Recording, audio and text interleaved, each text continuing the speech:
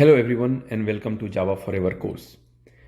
Currently we are learning manipulating strings, and in today's class we will learn about one important aspect of string manipulation called finding the length of a string.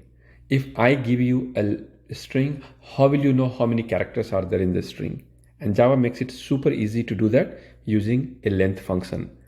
Again, as I said, all these string functions are applied directly on the variable of type string. You don't do anything like string dot some function name.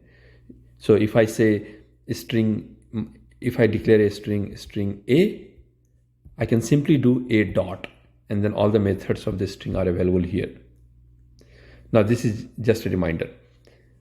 In order to find the length of the string, all you have to do is to say a dot length and then parentheses with no parameters. The length function does not take any parameters. It simply returns you the length of the string. It counts number of characters in the string and returns you. You can see here it will definitely return an integer value because the number of characters is always a whole number. So I want to store it in an integer value, int x equal to string a, and whatever a value is. So if a is coding is fun, it will say 1 2 3 4 5 6, space is also counted 7 8 9, space again 10 11 12 and 13, and it will return you the value 13. The x will return 13 because coding is fun. It has 13 number of characters. You'll notice many text editor, when you use it, it shows you number of characters you have typed. This is how I'm sure they do something similar, where they count number of characters you have typed, the number of characters in the string you have typed in that editor, and returns you and shows you at the bottom that number of characters you are editing and all of that part. If you look at a function in isolation like length, it is very easy.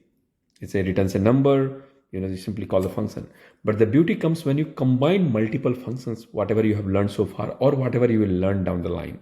When you use number of characters and then find from character 1 to character 13, take this out, take a string out, or you replace it with another string.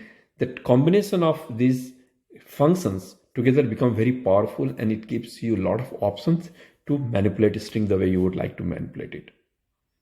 That's all in today's class. In the next class, I will see you again. Go ahead and practice. Make sure that you understand this concept very well. It's not hard.